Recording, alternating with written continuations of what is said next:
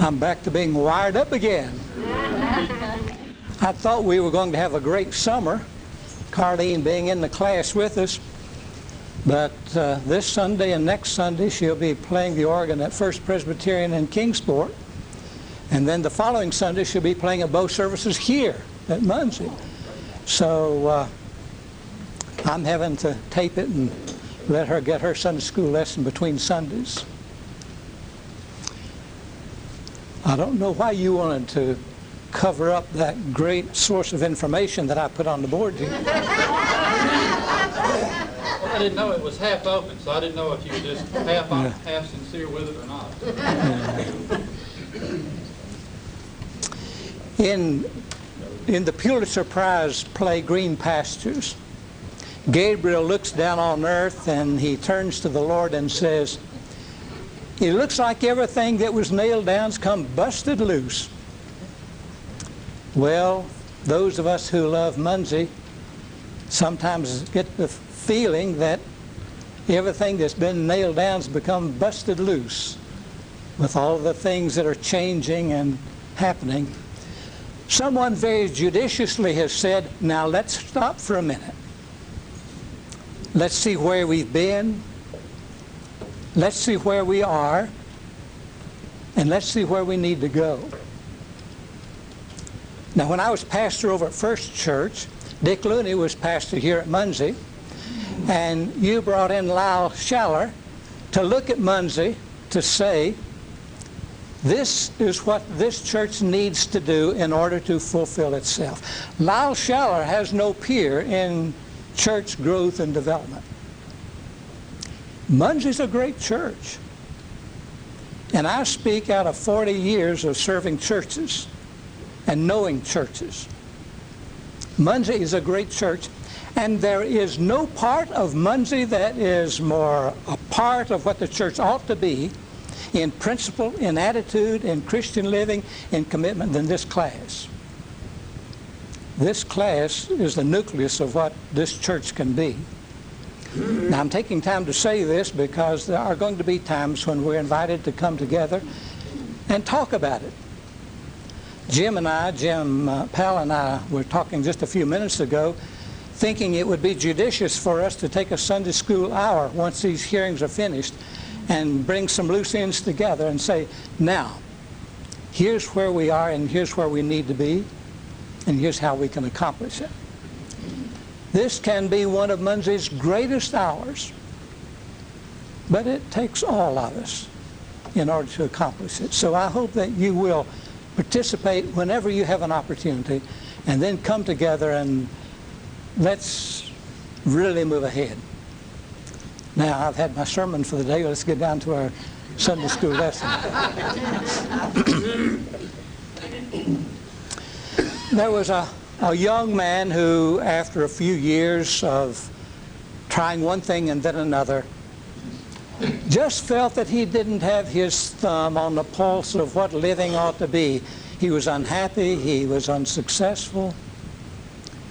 He looked at those with whom he had grown up and had been educated, and now they were getting along so well, most of them more prosperous than he, more beautiful homes, nicer cars, finer professions. He struggled with who he was and what he could do with his life. And he kept praying that somehow he could get a hold of great wealth so that he could bridge all of these separations between who he was and what he wanted to be and what he wanted to become. And one night he had a dream. And in that dream, he met a man walking out in the forest at dawn. And he approached the man and said to him, "You have something for me." And the old man reached into his cloak and pulled out a beautiful ruby and handed it to him. He was so excited when he awoke the next morning. He knew it was a dream, but what if it could possibly be a vision of what could be a reality? So he got up, and following the dream, he went out into the forest at a particular place at dawn, And sure enough, here was an old man out walking at dawn, enjoying the breaking of the day, the singing of the birds, enjoying life fully. And he came up to the man and told him what he had dreamed. And the man reached down in his coat and pulled out a ruby so large that he couldn't close his fingers around it, and handed it to the young man and smiled. The young man was so excited he rushed back home. He couldn't turn loose of that beautiful ruby. He held on to it all day long. He would hold it up, and the sun rays would cause flashes of red light to emerge from that beautiful ruby. He held it all day long and dreamed of what this would bring to him. When night came, he put it under his pillow for fear that a robber would break into his home during the night and take it away. And then he awoke the next morning, and he took out the ruby and held it in his hand for a long time. And then he walked back out into the forest where he had met the old man. And they encountered one another, and the young man pulled the ruby out of his pocket and handed it to the old man and said, "Here, take it back. What I want is what you have that allowed you to give me this ruby." Well, the story ends there. But not for us this morning. Because I can tell you what it is that the old man had that the young man didn't, which would have changed his life. And it's in the scripture that is a part of our lesson for today, the third proverb, in which it says, "Wisdom is far above silver, gold, or precious gems." Wisdom is the greatest possession that a person can have. When Solomon became king of Israel, his father David had built the kingdom, brought all of the provinces together. There was peace over all the land. It was a paradise, a time that Jews now look back upon, saying this is the greatest moment of our history, with the desire to recreate David upon the throne and this great moment of time. But Solomon was to take the seat of his father David upon the throne. God said to Solomon, "Tell me your greatest desire, and I will grant it." Solomon, who could have chosen from anything in the world, asked for this: "Give me wisdom." God gave Solomon wisdom. We know Solomon as the wisest man who ever lived. But God said to Solomon, "Because you have been so judicious in what you have asked, I will give you riches in addition. I will give you the minor things that you might have asked for. I will fill your life with good things." Solomon has gone down in history as one of the most rewarded men of all history. In fact, Jesus talked about Solomon when he talked about values, and he said, "Solomon in all of his glory was not arrayed like one of these." Solomon asked for wisdom. But there's a lesson to be learned from Solomon as well. Wisdom does not make you perfect. Wisdom does not make you ethically above temptation. Solomon blew it. He built the magnificent temple that would bear his name, Solomon's Temple, one of the most beautiful buildings of all the East at that time. But before he built the temple, he built him a palace, far more spectacular than the temple itself. And then he filled that palace with wives from all over the area, not just from Judea, but from other nations as well. Brought in wives and filled his palace with wives. And many of them, most of them, brought with them the gods that they worshipped in the lands that they had left. And so Solomon built temples for them to worship their gods in the land in which God had said, "I am to be the only God." Now, in order to build such a magnificent palace, in order to keep up so many wives, in order to have such a magnificent palace, Solomon needed money. What did he do? He taxed the people, taxed them so deeply until finally they had nothing left. They were all living almost at the point of poverty. And when that wasn't enough, he conscripted the people to become laborers for the government in order to carry it on. And as a result, when Solomon died, the nation collapsed, and it would never regain its grandeur. So wisdom is not a cure-all. Wisdom is that which enables you, but you have to be able to use it the right way in order for it to be a power that God meant for it to be. Wisdom is to be desired above all riches, silver, gold, fine jewels.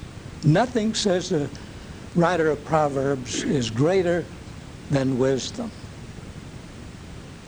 Job asked, when the entire book of Job is an encounter of Job with God, trying to delve from God some of the secrets that lie behind all of humanity and life itself. And one of the questions that Job asks is, what is wisdom? Now, you give me your definition of wisdom. What is wisdom?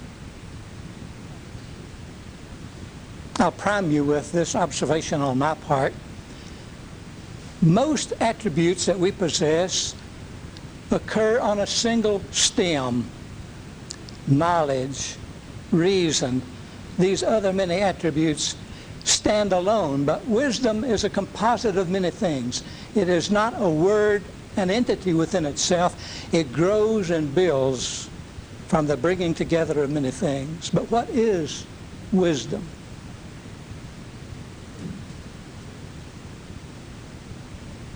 You didn't know I was going to give you a test this morning, did you? See, while I was gone, I decided I'm just going to be a mean old professor like some of you in here. Well, I've got my own definition of what wisdom is. It is the understanding and application of your knowledge beyond simple reason and logic. Now, that's as close as I can come in encompassing what wisdom is. But I do know from whence wisdom comes.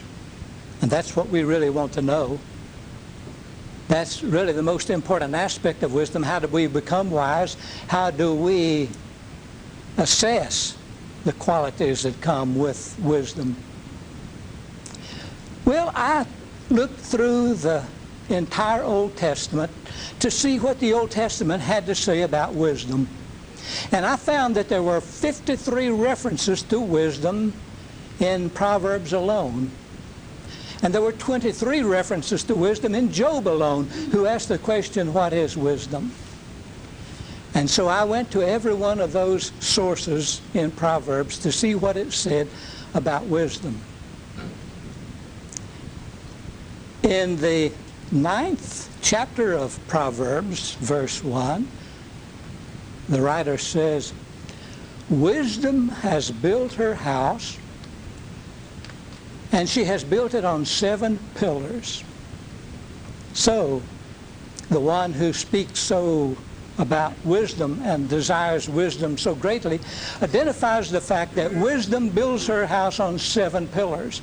I was determined for you that I would ferret out those 7 pillars so that you might see from whence wisdom comes. But Proverbs, the writer of Proverbs, let me down. He didn't articulate it that clearly so that we might see what was in his mind, but I did find 4.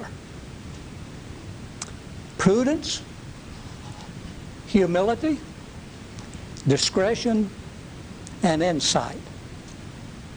Now, I had Brad write those on the board this morning because I wanted you to get a visual comprehension. You know, we can just speak a word and go on, and it kind of fades out as the next one comes into view. But if you're serious about knowing where wisdom comes from, there it is visually before you. Prudence, humility, discretion, and insight. But that's only 4. What about the other 3? Well, I decided that I was as wise as the writer of Proverbs. So I contributed the next three. And they are knowledge, reason, and openness. If we possess these 7 qualities, they come together to make us wise persons. And our wisdom depends upon the extent to which these 7 become a part of us. And if we possess them all, then we can stand alongside Solomon as wise to the extent to which one can become wise. Now, do we understand what these are? Prudence. Give me a good definition of prudence. I don't know what prudence is, but you've left off age.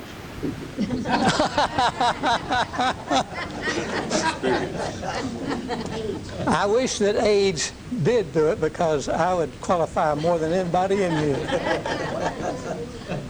But you're right. Experience certainly brings about a situation where one becomes much wiser. I have repeated this before, but in that context, Harry Emerson Fosdick, one of the greatest preachers of this century, said, when I was 70, I couldn't believe the things that I was preaching at the age of 28, as he grew wiser over the years. Prudence is the application of knowledge judiciously. It's not enough simply to know, but it is to be judicious in the application of that knowledge. Humility. Who can give us a good meaning for humility? Jesus talks as much about humility as any other characteristic. The Bible repeatedly pleads that we become humble. Now, it's not the sort of thing we sing about in that hymn, "For Such a Worm as I." I refuse to sing that when we sing that hymn. I say, "For such a one as I," because I'm not a worm, and I'm not fond of worms. Humility is not debasing yourself. Humility is realizing that in spite of what my properties are, I'm not really responsible for them and cannot really take credit for them. It is out of the goodness of God and others. And so therefore I am not grandiose in my feelings about who I am and what I possess. That's humility. Discretion. Tell me what a good meaning for discretion is. Careful you don't hurt somebody's feelings. Discreet, that's right. Careful application of your understanding of things and circumstances so that it be properly done. One of the first things that I learned in becoming a minister was when I was becoming a full member of the conference, and we were going through a period of instruction. Clyde Watkins, whom many of you know from being the director of the Interboard Council at that time, one of the great men of our church, said to us on that occasion, "It is important to be willing to lose battles in order to win the war. If you try to win all your battles, you'll probably lose the war. But if you're willing to lose some battles, you can win the war." And the other thing that he said was, and this has stayed with me more than anything else, don't ever let a person lose face. If you do, there'll never be forgiveness. You'll have an enemy for life. Those are two strong, valid principles on which one must build one's life. And that is discretion. Insight is just simply seeing beyond what normally appears on the surface. Boy, I wish I had another hour. Look, I just about run out of time and I haven't even gotten to mine yet. You're not 10, 15 minutes. It takes a couple minutes. Knowledge. Knowledge. Don't run, I'm talking about knowledge. We know if we don't go.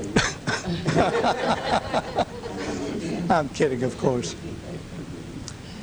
No one appreciates more greatly than I intellectual achievement.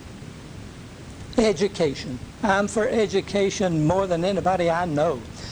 I said to my 3 older children, and say it to Brad now, whatever you choose to do with your life that will bring you fulfillment, that's what I want you to do. It doesn't matter how menial it may be or how impressive it may be. If it's the thing that you want to do that will bring you meaning in life, if it's to lay bricks or to become a professional person, that part it is immaterial. It's whatever you want to do. But I want you to be educated in what you do. If you are a bricklayer, I want you to be the best educated person that you can be. Or if you are a member of a profession, I want you to be the best trained and educated person you can be. There's nothing that will compare to knowledge. When you open the door of knowledge, the world belongs to you. You can go into the library and every fact known to man can be revealed to you. You know where to go, you know how to assimilate it. You just can't know enough. And the more you know, the more aware you become of how little you know. But knowledge is so important. And when I heard someone talking about the crisis in Tennessee say, why should I, who have no children, pay to educate somebody else's child in the public school? And chills ran all over me. There's nothing more important than the schools and good education and an opportunity for education. Knowledge has to be there because it is out of the facts that we know that we can operate. If we are ignorant of the facts, we can't be wise. And if we are ignorant of facts, we can't be of the best use to the needs of others. Reason? Well, that's just pure simple logic. I know some people who are so educated but don't have 1 ounce of common sense. Takes both. Takes good old common sense as well as intellect in order to operate with your capacities for knowledge and learning.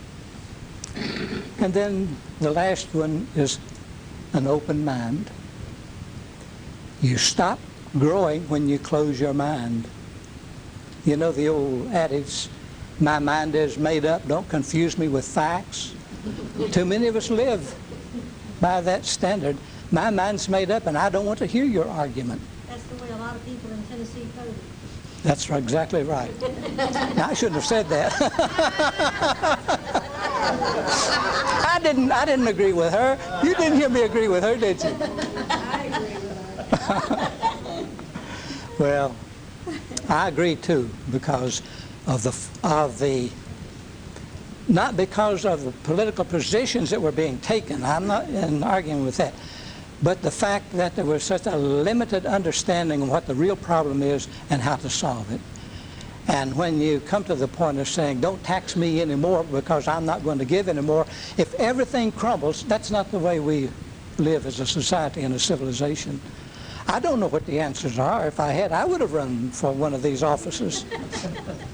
But I do know that we can't close our minds to alternatives and just simply say, well, we're not going to do any more in providing resources to solve the problems. Well, now, I got political here, and I have such precious little time to talk anyway. But we have to have an open mind to look at all possibilities, to look at all alternatives before making a decision. I have my own theology that I live by, and it has come out of a lifetime of searching and seeking, eliminating and adding. I, like Harry Emerson Fosdick, did not have the same theology with which I started out in the beginning. It is a growing thing because we are open to other possibilities.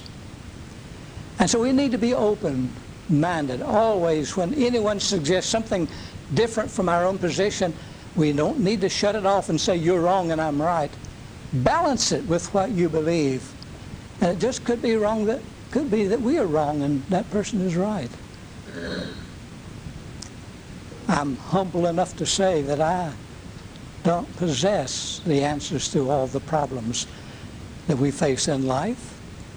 And as those problems surface, I want to look at alternatives and not just simply say, well, I've made my mind up on that and that's it, and close the door, and go on. To me, an open mind is the most important thing in your progress toward wisdom, because if you close your mind, prudence, humility, discretion, insight, knowledge, and reason will count for nothing, because you have imprisoned yourself with a preconceived notion that may be filled with errors. And few of us have positions that are without error. So, an open mind is so important. But while we have an open mind, we must live by our convictions. Since 7/11, we have tried to embrace the Muslim faith more completely, be open toward the Muslim faith, and I commend us all for that. We as Christians don't possess all knowledge and all facts. We can learn from others. My alma mater, Emory University, was founded by the Methodist Church, particularly in the beginning, to train Methodist ministers on the campus of in Atlanta.